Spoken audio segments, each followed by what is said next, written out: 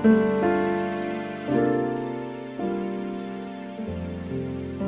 Jesus.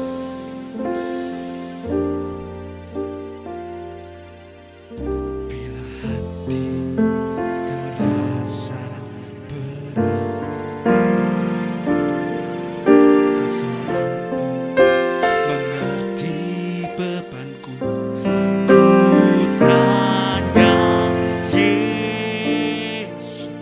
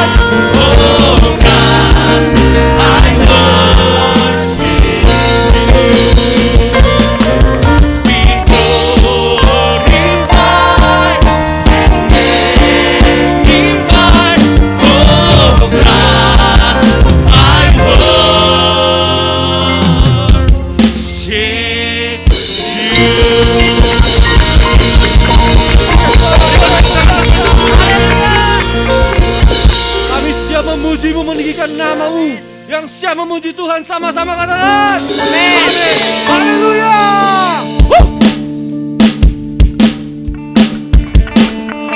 Yang percaya bahwa Yesus adalah segala-galanya, kita bertepuk tangan bersama. Hey. Here we go.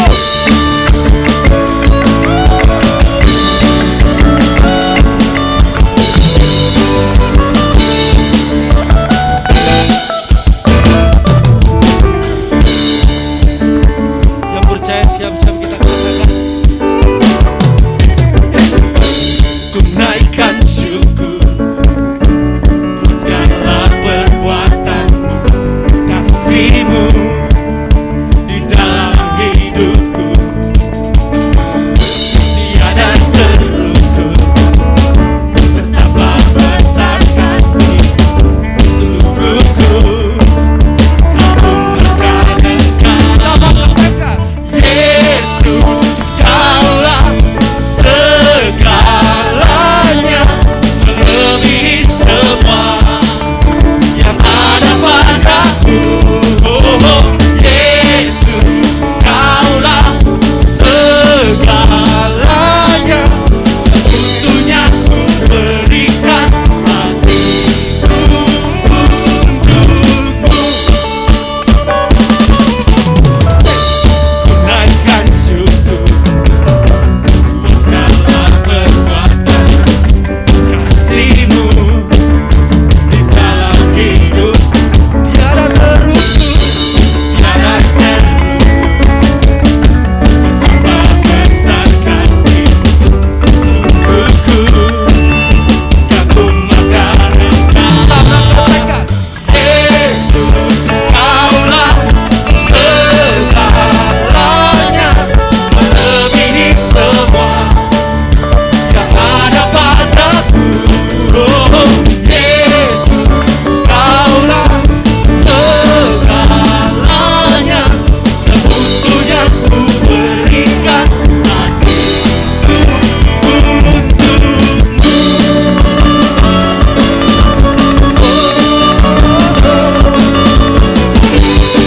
Yesuslah segalanya di dalam hidupku. Kaulah segalanya, melebihi semua. Come on, Yes Jakarta, yang ada padaku. Lebih dahsyat bagi Tuhan. Yesus, Kaulah segalanya, seutuhnya ku berikan hatiku untukmu.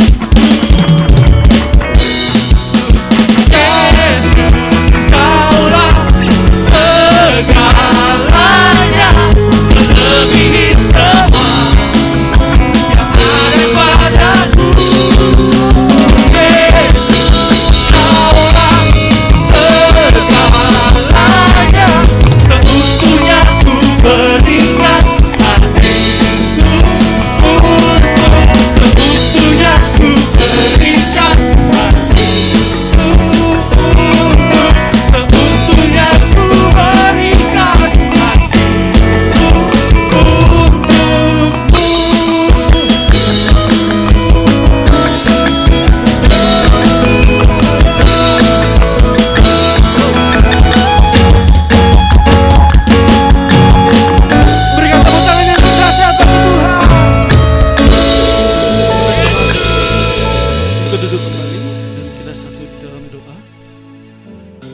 Bersyukur Tuhan buat kasih yang begitu indah Engkau taruh di dalam hati setiap kami Tuhan.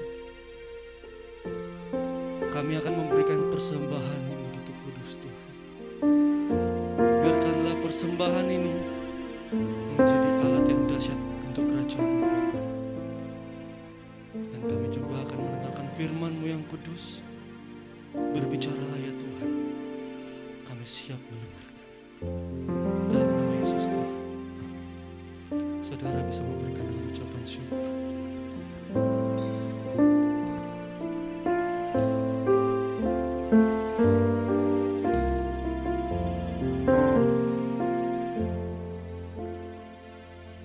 Tak selalu Tuhan menjawab doa. Namun Dia beri yang terbaik di waktu yang tepat. Izinkanlah Tuhan untuk bekerja, yang mustahil menjadi mungkin oleh karena percaya. Yesus mendengar lebih dari yang kudoakan. Yesus menjawab lebih dari yang kuharapkan. Dengan caranya di waktu yang tepat, ku kan melihat Dia jadikan semua. Tak selalu Tuhan menjawab doa, namun Dia beri yang terbaik di waktu yang tepat. Katakan izinkanlah Tuhan untuk bekerja, yang mustahil menjadi mungkin oleh karena percaya. Yesus mendengar lebih dari yang kudoakan. Yesus menjawab lebih dari yang kuharapkan. Dengan caranya di waktu yang tepat, ku kan melihat Dia jadikan semua. Sama-sama jemaat Yesus. Yesus mendengar lebih dari yang kudoakan. Yesus menjawab lebih dari yang kuharapkan. Dengan caranya di waktu yang tepat, ku kan melihat Dia jadikan. Sama-sama kita nyatakan, Yesus mendengar lebih dari yang kudoakan. Katakan Yesus menjawab lebih dari yang kuharapkan. Dengan caranya di waktu yang tepat, ku kan melihat Dia jadikan. Saya mengundang Bapak Saudara untuk bisa mengikuti. Katakan lebih dahsyat. Yesus mendengar lebih dari yang kudoakan. Yesus menjawab lebih dari yang kuharapkan. Dengan caranya di waktu yang tepat, ku kan melihat Dia jadikan semua. Yesus mendengar lebih dari yang kudoakan. Yesus menjawab lebih dari yang kuharapkan. Dengan caranya di waktu yang tepat, ku kan melihat Dia jadikan semua. Ku kan melihat Dia jadikan semua. Ku kan melihat Dia jadikan semua. Terima kasih Tuhan, Engkau menjadikan semuanya baik, semuanya pulih. Kami percaya khususnya di bulan Juni ini Tuhan, kami dipulihkan, kami sembuh dari segala keadaan yang buruk, khususnya dalam keuangan kami. Kami percaya kami diberkati, apapun pekerjaan kami percaya Tuhan telah menyertai dan memberkatinya. Kami percaya melalui firman-Mu, kami dituntun, kami diarahkan hidup penuh anugerah dan kebenaran-Mu Tuhan. Urapi setiap kami yang menyampaikan dan juga yang mendengarkan. Kami percaya biarlah impartasi pewahyuan dari Roh Kudus turun atas kami semua. Dalam berkat Yesua Masih Yesus Kristus Tuhan, yang percaya bersama-sama katakan amin. Silakan duduk kembali Bapak Ibu Saudara. Saya mengucapkan selamat siang, shalom. Ya, shalom Bapak Ibu Saudara semuanya. Ini adalah khotbah lanjutan saya dari yang tadi pagi. Yang tadi pagi sambungannya, ini part 2 Saudara. Dan ini adalah minggu yang terakhir di bulan Juni, sehingga temanya tetap tentang finance. Saya tadi pagi recap sebentar saja, menyampaikan bahwa uang atau topik tentang uang itu ternyata topik nomor 2 terbesar yang dibahas dalam Bible kita. Kemudian kalau kita menerima gaji 100% atau penghasilan 100%, maka ada 10% dan ada 90%. Nah, part 10% itu saya sampaikan tadi pagi. Kalau Bapak Ibu Saudara tadi mungkin sudah mengikuti lewat Zoom atau ini mungkin sudah mendengar, tapi kalau enggak nanti bisa lewat YouTube kata Pastor Petrus. Jadi Saudara masih punya kesempatan mendengar yang tadi pagi. Nah, jadi Bapak Saudara, saya mulai dari kalimat ini karena kalimat ini mengawali khotbah saya yang part kedua. Seringkali orang tidak mau memberi persepuluhan karena beberapa alasan, terutama biasanya berkata uang saya tidak cukup Pak, uang saya masih sedikit. Saya tadi katakan bahwa kalau misalnya saudara awal bekerja atau awal punya penghasilan 1 juta, saudara berat memberikan persepuluhan 100.000, percayalah Bapak Ibu Saudara, nanti Bapak Ibu Saudara diberkati 1 miliar, tambah berat bawa 100 juta ke tempat ini. Tambah semakin berat. Tapi kalau saudara punya uang 1 juta, saudara perpuluhan 100.000, saudara tekun, saudara diberkati 1 miliar, saudara enggak berat bawa ke gereja ini. Yang percaya katakan amin. Mungkin kita berkata, nah tapi kan uang saya berkurang ini 10%. Tapi saya pengen banyak, gimana caranya? Jika saudara ingin diberkati lebih, maksudnya secara keuangan terus meningkat, kelolalah 90% yang ada di tangan saudara. Bukan tidak memberikan persepuluhan. Banyak anak-anak Tuhan, saya enggak mau deh memberikan persepuluhan supaya 100%. Padahal kita tadi pagi saya juga sampaikan, kalau kita memberi persepuluhan, minggu depan saudara pasti membawa persepuluhan, didoakan gembala Bapak Ibu Saudara Pastor Petrus di tempat ini. Itu menjadi kesaksian bahwa Tuhan telah menyertai dan memberkati Bapak Ibu Saudara. Tanpa saudara berkata-kata, semua sudah menyaksikan, wah saya ini diberkati Tuhan. Ketika Bapak Ibu Saudara maju ke depan meletakkan persembahan persepuluhan saudara. Nah kalau saudara ingin berlipat sekarang, terus karena janji Tuhan itu jalannya naik dan bukan turun, terus menjadi kepala dan bukan menjadi ekor, maka sekarang kelolalah 90% yang ada di tangan saudara. Ketika saudara mampu mengelola 90% ini, maka saudara tetap punya kesempatan terus bertambah, terus berlipat ganda, terus membesar. Yang percaya katakan amin. Dan saya akan menyampaikan 3 hal sekarang. Bagaimana cara pandang kita terhadap uang yang saudara pegang, yang saudara miliki, baik dalam bentuk fisik, baik dalam bentuk digital.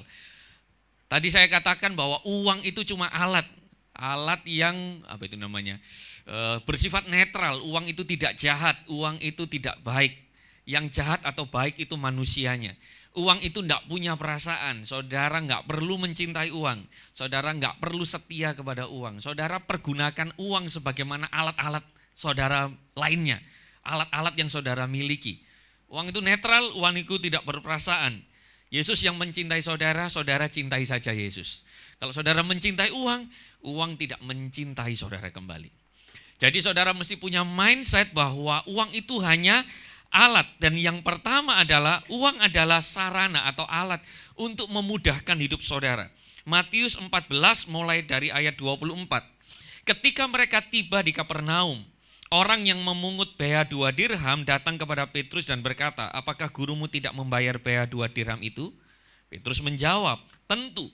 Dan ketika ia masuk ke dalam rumah, Yesus mendahulunya dan berkata, bagaimana hal ini menurutmu Simon? Dari siapakah para raja di bumi menerima bea atau pajak? Apakah dari anak-anaknya atau dari orang-orang lain? Petrus berkata kepadanya, dari orang-orang lain. Yesus berkata kepadanya, jadi sesungguhnya anak-anak itu bebas. Ayat 26.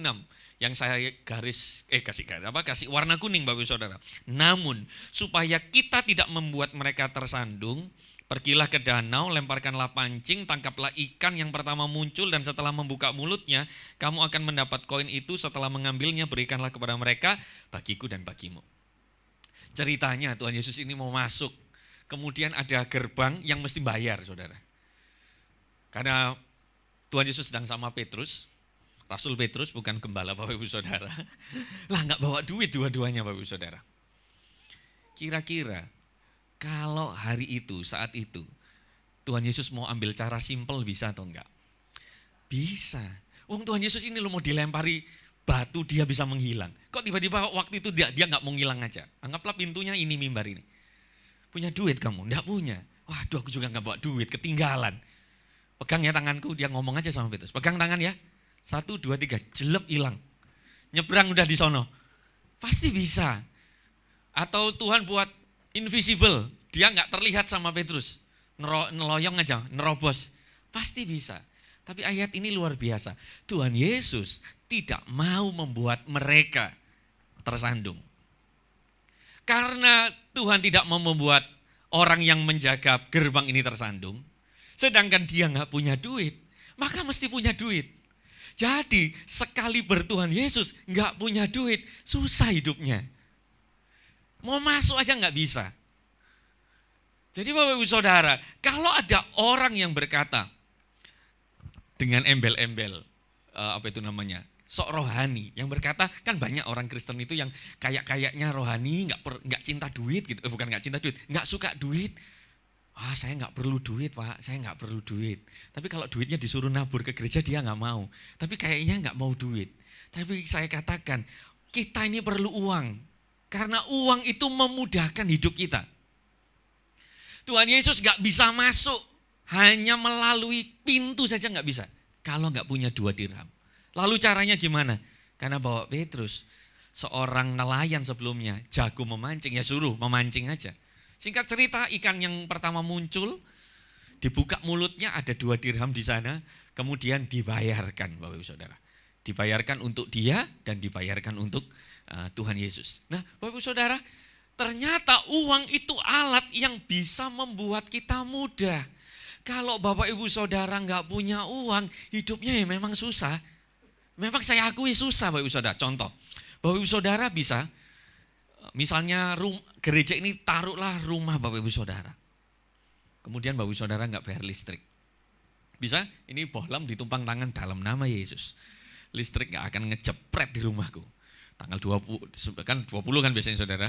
Tanggal 19 saudara nggak bayar. Tanggal 20 saudara nggak bayar. 21, 22 petugas PLN datang kepada Bapak Ibu Saudara.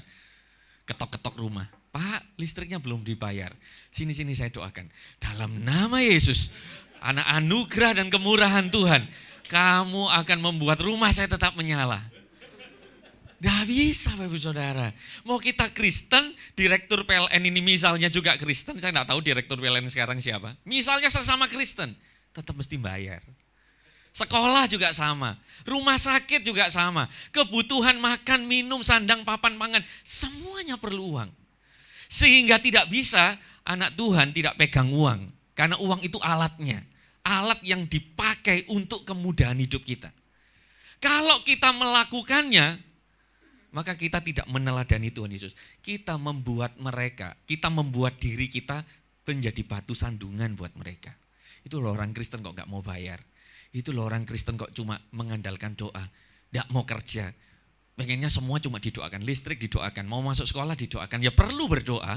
Cuma gak cukup cuma doa untuk membuat anak saudara duduk di kelas.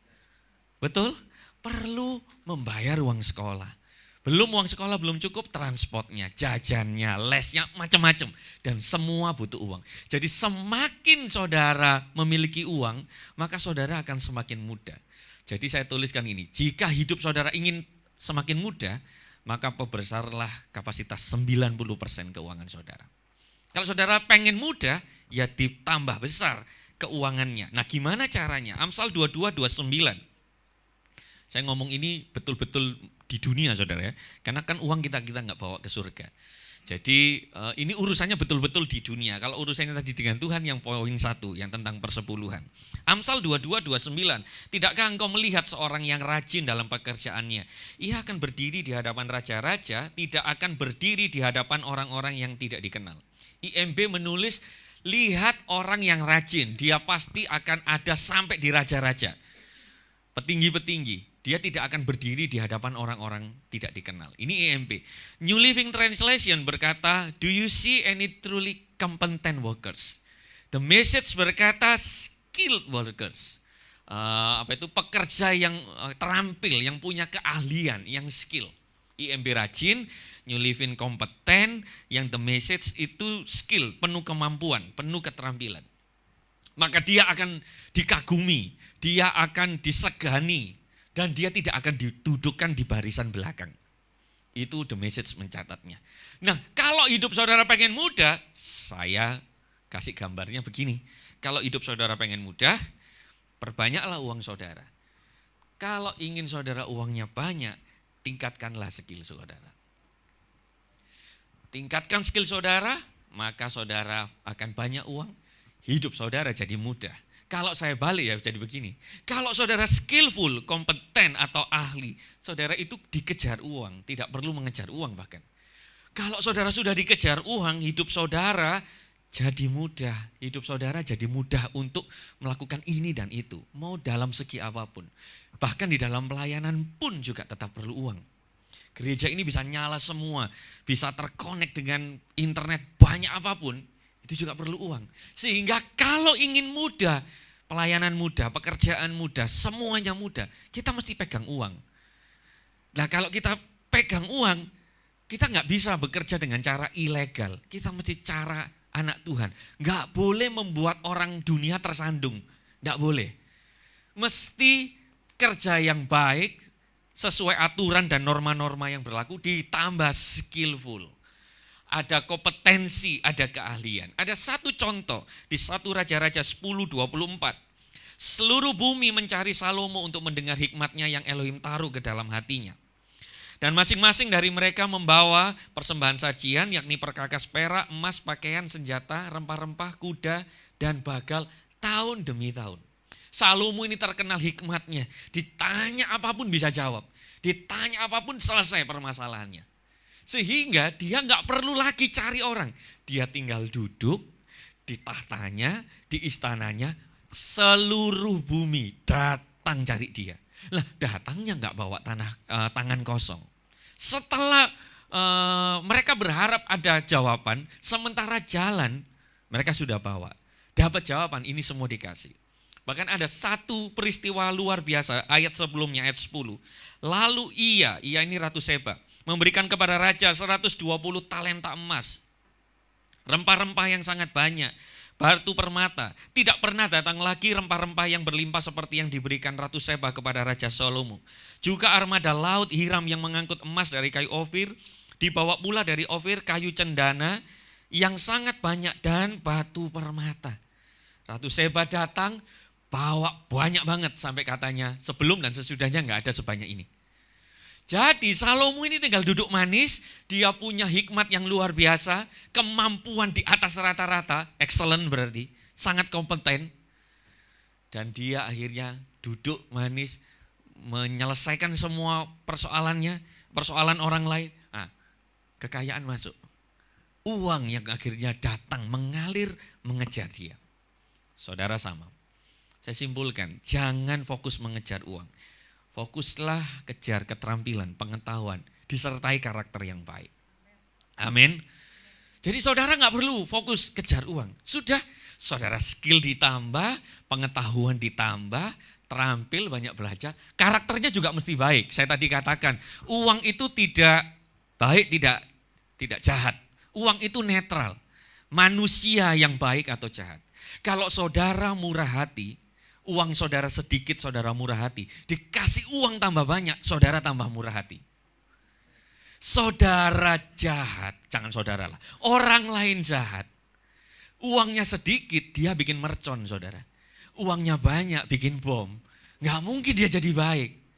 Kenapa? Hatinya jahat, orangnya jahat. Jadi uang itu hanya mempermudah dia untuk jadi tambah baik atau jadi tambah jahat. Uang hanya mempermudah dia, hanya memberikan kemudahan. Nah kalau saudara dan saya, anak-anak Tuhan, anak-anak terang, anak-anak yang diberkati, kalau saudara uangnya tambah banyak, saya doakan semuanya tambah banyak, pekerjaannya tambah diberkati. Yang percaya katakan amin. Tepuk tangan terlebih dahulu untuk Tuhan kita. Hidup saudara jadi mudah, jangan lupa ini dannya. Mudahkan hidup orang lain. Mudahkan adik saudara yang mungkin masih sekolah. Mudahkan mungkin siapapun lah yang saudara kenal. Mudahkan hidupnya, bantu dia, raih tangannya, berkati dia. Mungkin saudara nggak bisa memberkati sebanyak anak saudara sendiri. Tetapi setidaknya melalui tangan saudara, ada 1 orang, 2 orang, 3 orang, 4 orang atau berapapun. Akhirnya hidupnya dimudahkan lewat saudara yang telah diberkati. Jadi uang itu memang perlu untuk kemudahan hidup. Saudara perlu uang sebagai sarana alat di dunia ini. Supaya saudara tidak jadi batu sandungan. Tidak ya hutang sana, hutang sini. Kemudian hanya mengandalkan sepertinya orang tidak mau bekerja, hanya mau berdoa. Jadi sandungan, jadi omongan orang lain. Tuhan Yesus gak nyontohin begitu. Tuhan Yesus gak mau jadi batu sandungan. Maka dia pergi cari uang. Ada uangnya, kemudian dia bayarkan. Itu yang pertama. Uang itu sarana memudahkan hidup kita. Yang kedua, uang itu sarana memenuhi kebutuhan hidup. Ingat, kebutuhan hidup. Kebutuhan hidup berbeda dengan keinginan hidup. Kita tahu semua. Filipi 4 ayat 19. Elohimku akan menyediakan apa? Semua kebutuhanmu, bukan semua keinginanmu. Semua kebutuhan saudara disediakan oleh Elohim menurut kekayaan dan kemuliaannya di dalam Kristus Yesus. Bukan menurut gaji kita ternyata. Kita ini disediakan bukan menurut uang kita, tetapi disediakan menurut kekayaan dan kemuliaan dalam Kristus Yesus. Tetapi saudara, kekayaan kemuliaan Kristus Yesus ini kita perlu dalam tanda kutip ambil. Nggak jatuh dari plafon gudubrak uang 1 koper. Nih, uang sekolah anak besok. Nih, apa? Enggak. Nah gimana caranya? Maka yang pertama saya katakan untuk penuhi kebutuhan hidup, ya perlu kerja. Sudah kita nggak bisa ngomong yang lain Bapak Saudara. Saudara, ora et labora, saudara mesti berdoa. Bekerja, berdoa juga. Tidak hanya bekerja saja mengandalkan kekuatan sendiri tanpa berdoa. Atau kebalikannya, berdoa saja nggak mau kerja, nggak bisa. Saudara mesti bekerja untuk memenuhi kebutuhan hidup saudara. Pengkhotbah 9 ayat 10a. Segala sesuatu yang tanganmu temukan untuk dilakukan, kerjakanlah dengan kekuatanmu.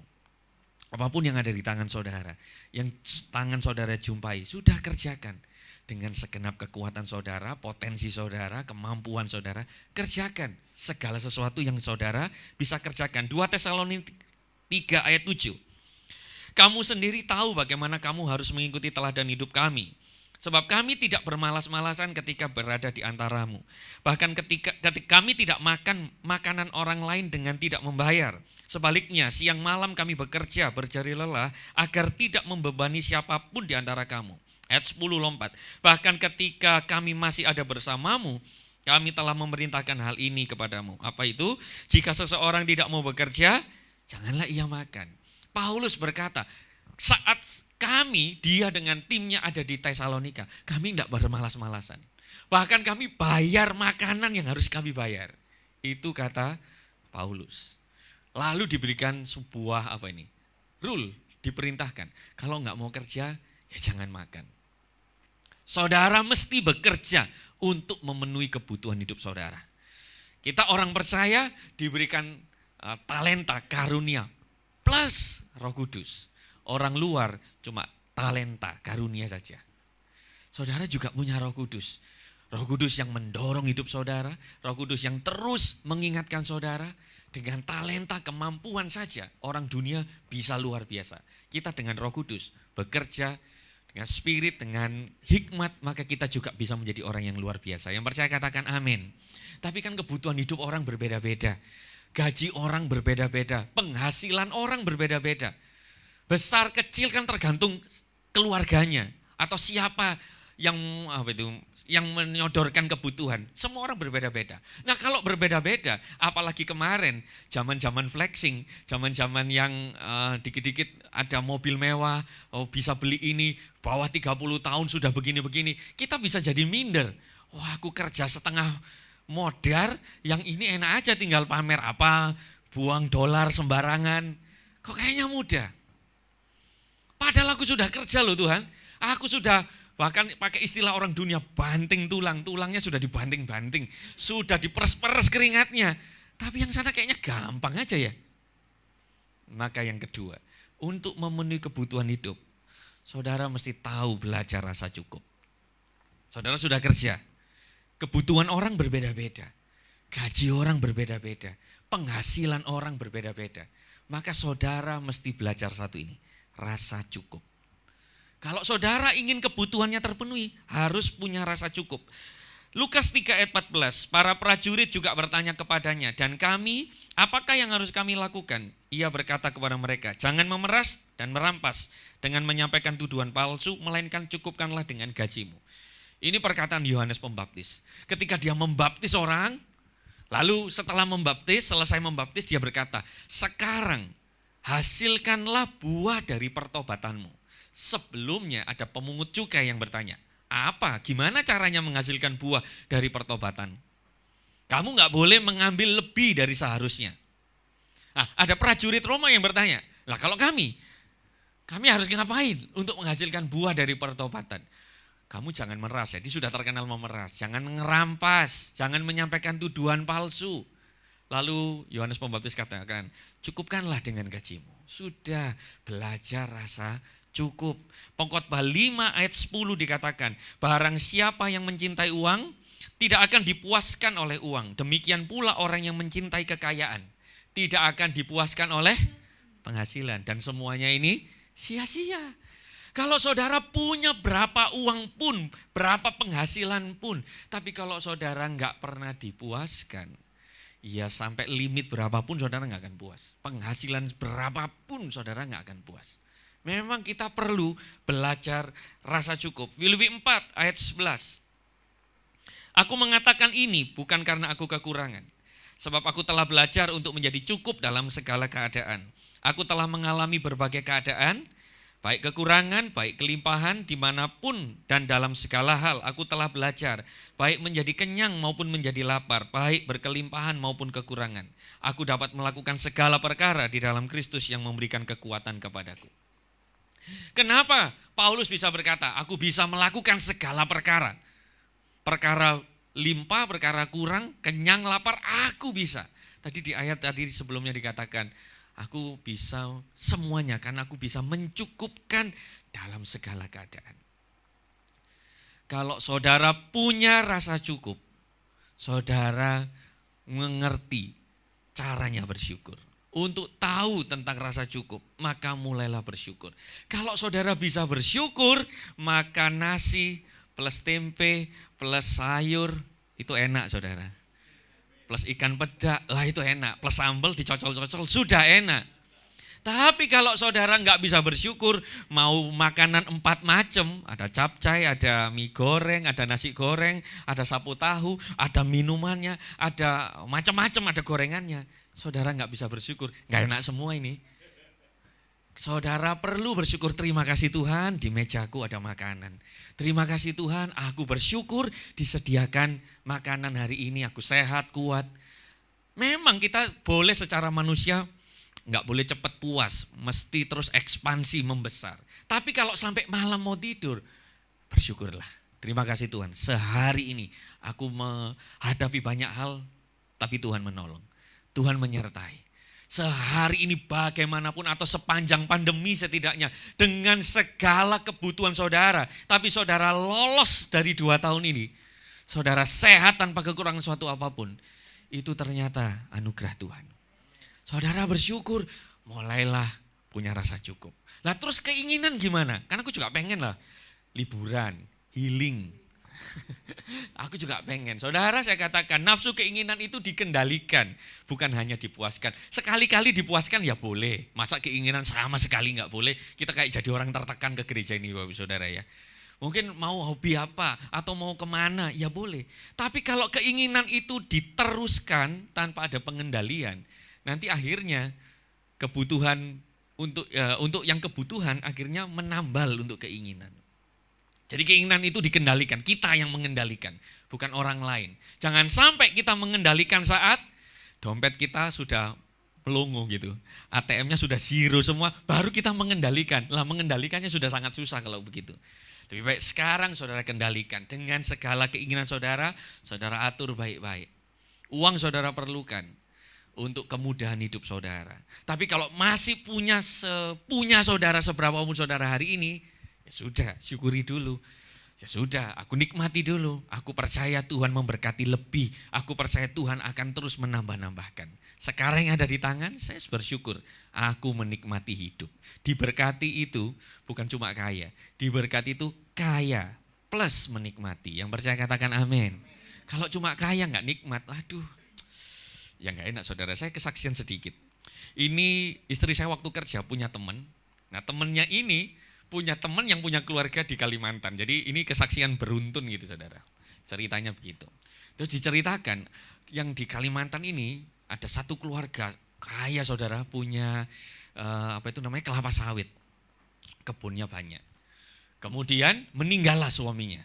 Lah saat meninggal istri dan anak-anaknya ini nggak ada rasa sedih rasanya. Diselidiki ternyata tahu saudara, orang yang punya rumah besar, punya perusahaan kebun sawit, hampir setiap hari anak-anaknya dikasih makan ikan asin. Anak-anak di sini ngaku, siapa yang dikasih bapak ibunya ikan asin tiap hari? Coba aja, pasti nggak mungkin ada. Seminim-minimnya orang tua saudara dulu. Minimal diganti lah saudara. Menunya ini minimal diganti-ganti. Ada berkat, ya dikasih buat anaknya yang baik. Ini enggak. Dan saudara tahu uangnya enggak dikasih ke bank. Uangnya disimpan di plafon rumah, ada ubin dibongkar di bawah kasur, itu uangnya di situ. Sampai rayap, sampai sudah hancur, ada beberapa uang yang hancur. Loh, rumahnya kaya, rumahnya besar, orangnya kaya, karangan bunganya banyak. Tapi ternyata dia cuma kaya, dia tidak diberkati. Karena apa? Dia tidak menikmati dan dia mati, itu darah tinggi. Makanya tiap hari ikan asin, gimana gak darah tinggi? Habis pusing, diminumin Paramek, udah combo, double kill itu saudara, langsung meninggal dunia. Itu tiap hari, hampir tiap hari, sesekali. Jadi teman istri saya itu ngomong, waduh dengan gajiku sini aku bersyukur, aku gak kayak anaknya. Saudara, orang yang diberkati itu kaya plus nikmati. Kalau saudara bisa kaya, saudara punya apapun hari ini, saudara nikmati, itu sudah diberkati. Yang percaya katakan amin. Katakan saya pribadi yang diberkati. 1, 2, 3, saya pribadi yang diberkati. Ngomong kanan kiri, kamu kaya dan menikmati. Amin. Ini waktu saya sudah habis Bapak Saudara. 5 menit lah. Ya Pastor Petrus. Tadi pagi sudah minta nambah, sekarang minta nambah lagi saudara ya. Yang terakhir, yang ketiga, uang adalah sarana untuk menjadi berkat. Amin. Kita nggak bisa menjadi berkat tanpa uang. Oke, kita bisa mendoakan orang, kita bisa menyediakan bahu untuk orang, bisa saudara. Tapi ada problem-problem tertentu, ada hal-hal tertentu yang memang harus diselesaikan pakai uang. Nah kalau ada jemaat mau melahirkan, gimana? Dia kekurangan, kan perlu pakai uang. Mungkin saudara nggak bisa menutupi semua biaya persalinan. Tapi kalau misalnya urunan, patungan kan bisa. Jadi kadang-kadang ada momen-momen tertentu, keadaan tertentu, nggak cuma pakai doa. Memang kadang-kadang harus pakai uang. Dan uang jadikan sarana untuk menjadi berkat. Yang percaya katakan amin. 1 Yohanes 3 ayat 17. Jika seseorang memiliki harta di dunia dan melihat saudaranya mempunyai kebutuhan, tetapi menutup hatinya terhadap saudaranya itu, bagaimanakah kasih Elohim tetap tinggal di dalam dia? Ada saudaranya punya kebutuhan, dia mengaku dia dikasih Elohim dan kasih Elohim ada di dalam dirinya, tapi dia menutup. Dipertanyakan, bagaimana kasih Tuhan ini masih ada dalam dirinya? Jadi uang itu membuat saudara bisa diberkati, saudara nikmati, plus saudara menjadi berkat. Jadi kita selain diberkati, kita nikmati, kita juga jadi berkat. Kita tetap memberkati banyak orang. Kenapa tadi pagi saya bilang persepuluhan itu dibawa ke gereja lokal? Kenapa? Karena ya memang di situ ada fase di mana orang Lewi akhirnya keluar semua dari bait suci. Karena ada orang yang mementingkan pelayanan di luar. Yang benar, di sini terpelihara. Tapi kalau saudara tergerak menabur di luar, berikan. Memang jangan menutup mata. Jadi dua-duanya jalan sama kata Tuhan Yesus. Yang ini dilakukan, yang ini tidak diabaikan. Saudara diberkati untuk menjadi berkat. 2 Korintus 9 ayat 12-13. Ini ayat yang terakhir. Sebab pelayanan kasih ini bukan hanya mencukupi kebutuhan orang-orang kudus, kekurangan orang-orang kudus, tetapi juga menyebabkan banyak orang yang mengucap syukur kepada Elohim. Melalui pelayanan kasih yang telah terbukti ini, mereka memuliakan Elohim karena pengakuanmu akan Injil Kristus dan karena kemurahan hatimu dalam berbagi dengan mereka dan dengan semua orang. Jadi ketika di Korintus ini terus memberikan pelayanan kasih, memberikan bantuan-bantuan, mereka semua memuliakan Elohim. Dan Paulus kagum, wah kamu murah hati. Dalam hal berbagi dengan orang dan dengan mereka dan dengan semua orang. Kalau saudara diberkati, jadilah berkat untuk orang lain. Terus mungkin saudara berpikir, sudah 100%, 10% buat persepuluhan, yang 90% suruh nabur lagi. Mana yang aku nikmati? Mana yang harus aku ini? Kan tambah, makin lama makin sedikit uang saya. Close, penutup terakhir. No one has ever become poor by giving. Tidak ada orang jadi miskin gara-gara memberi. Tidak ada ceritanya. Dan itu ada ayatnya dan banyak saudara. Tidak akan ada orang jadi miskin gara-gara memberi. Saya punya teman itu kalau ngasih atau mentraktir nggak kira-kira. Kita makan bertiga, memang kuat makan tiga-tiganya. Tapi nasi padang diturunkan semua, saudara, diturunkan dulu. Terserah mau ada yang dicoel atau nggak dicoel, tapi diturunkan semua. Dia kalau nabur buat gereja itu enggak kira-kira. Begini. Dan saya juga lihat, enggak jadi miskin. Ada cara Tuhan memberkati hidupnya. Saudara dan saya pun sama. Kalau saudara memberi, percayalah, pemberian saudara firman Tuhan itu bukan batu, saudara. Saudara itu bukan menanam batu, tapi menanam benih. Benih itu pasti tumbuh. Nah kalau sudah tumbuh pasti berbuah. Dan tidak mungkin orang yang menabur, dia tidak menuai. Atau orang menuai tanpa menabur. Tidak bisa saudara. Misalnya saya yang menabur, saya yang menuai. Pak Gun yang menabur, Pak Gun yang menuai. Gak mungkin Tuhan salah sasaran. Pak Gun yang menabur, saya yang menuai. Gak mungkin sudah. Siapa yang menabur? Dialah yang menuai. Jadi hari ini, uang yang di tangan saudara, jadikan itu alat berkat. Saya percaya, semua jemaat Yes Jakarta ini adalah orang-orang yang baik, penuh anugerah, positif. Vibes-nya juga positif. Sehingga dikasih banyak duit, saudara semakin positif, semakin luar biasa, semakin menyala-nyala. Yang percaya katakan amin. Yang percaya katakan amin. Katakan saya diberkati Tuhan. 1, 2, 3. Amin. Mari bangkit berdiri bersama-sama.